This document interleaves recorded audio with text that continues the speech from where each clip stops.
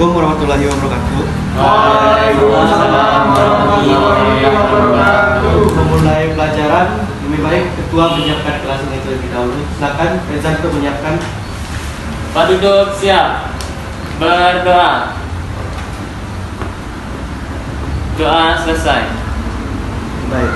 Sebelum Bapak memulai pelajaran, Bapak akan mengambil absen terlebih dahulu.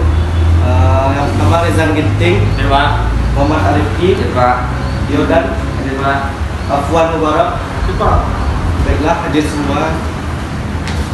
Baiklah, di pertemuan kedua kita kali ini kita akan membahas yaitu pembentukan kelompok sosial. Baiklah, yang materi pertama itu adalah pengertian kelompok sosial. Ada menurut Surjono Sukanto dalam bukunya yang berjudul Sosiologi Suatu Pengantar, kelompok ini adalah himpunan atau kesatuan manusia yang hidup bersama karena saling berhubungan di antara mereka secara timbal balik dan saling mempengaruhi. Dalam buku pengantar sosiologi, menurut Willa Puki juga mengatakan bahwa kelompok ini adalah suatu unit yang terdiri atas dua orang atau lebih yang saling berinteraksi atau saling berkomunikasi. Selanjutnya yaitu materi kedua yaitu faktor pembentuk kelompok sosial.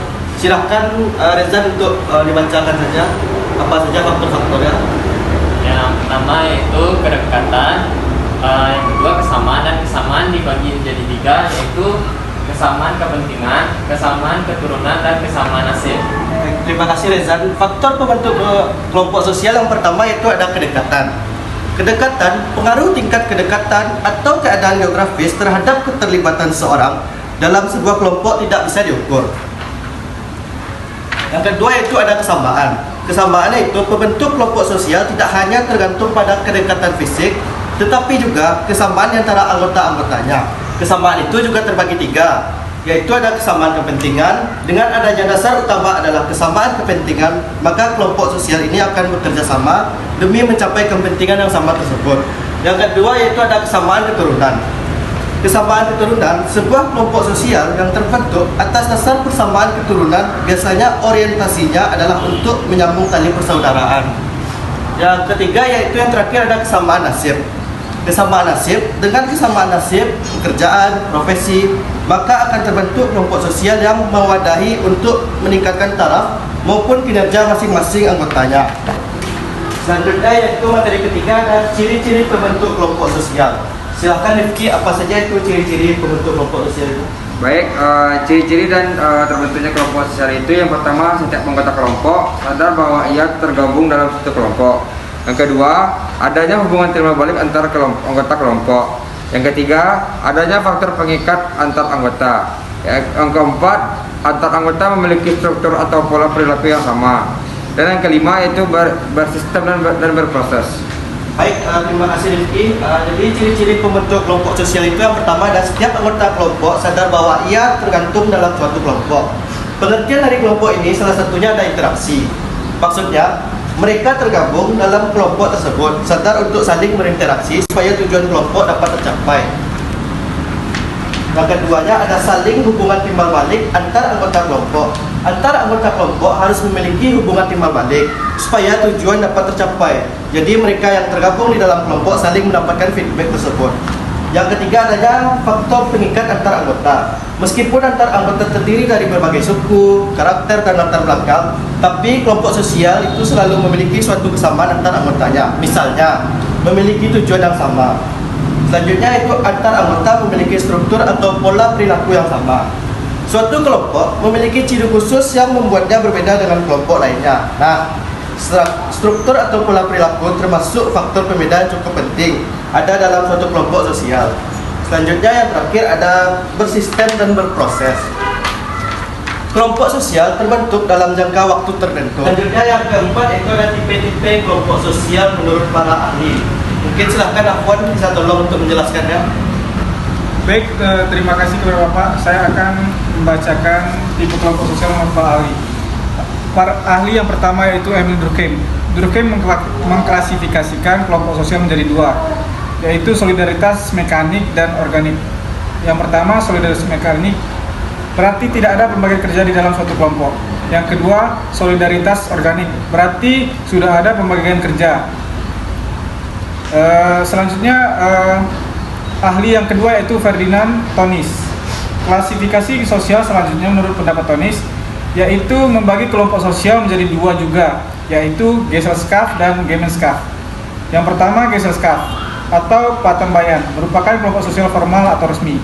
Yang kedua, Gemeinschaft atau paguyuban. Kelompok yang satu ini lebih ke hubungan informal. Ahli yang ketiga yaitu Charles Cooley. Cooley membagi kelompok ini menjadi dua, yaitu primer dan sekunder. Yang primer merupakan kelompok yang akrab atau kenal satu sama lain, informal. Yang kedua yaitu sekunder, merupakan kelompok formal dan resmi. Dan ahli yang keempat yaitu W.G. Sumner. Terakhir ada klasifikasi,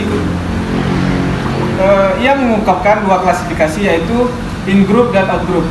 Yang pertama, in-group merupakan kelompok yang antara anggotanya memiliki faktor simpati dan akrab satu sama lain. Yang kedua, out-group merupakan kelompok yang antara anggotanya saling mengedepankan sikap antagonis. Baik ya, dan silakan bacakan pola hubungan antar kelompok.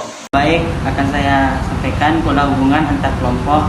Yang pertama, akulturasi, kemudian dominasi, lalu paternalisme, kemudian integrasi, dan yang terakhir pluralisme.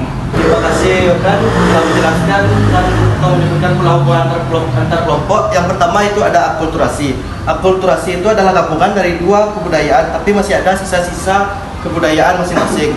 Baik, dari materi yang sudah Bapak jelaskan tadi, mungkin Anda ada yang ingin bertanya? Pak, saya ingin bertanya, Pak. Baik, silakan Rifki, pertanyaannya. Baik Pak, pertanyaan saya itu apa yang dimaksud dengan pengalaman intelektual dalam kelompok sosial? Terima kasih Pak. Baik, dari pertanyaan Rifki tadi, apa yang dimaksud pengalaman intelektual dalam kelompok sosial? Pengalaman intelektual yaitu pengelompokan yang didasarkan pada keterbatasan akal seseorang sehingga memerlukan bimbingan dan arahan manusia lain. Apakah ada yang ingin bertanya lagi? Jika tidak ada yang ingin bertanya, mungkin Bapak ingin bertanya kepada Rezan. Rezan, coba Anda berikan contoh dekat dari pembentukan kelompok sosial itu. Baiklah, saya akan mencoba menjawab pertanyaan dari Bapak.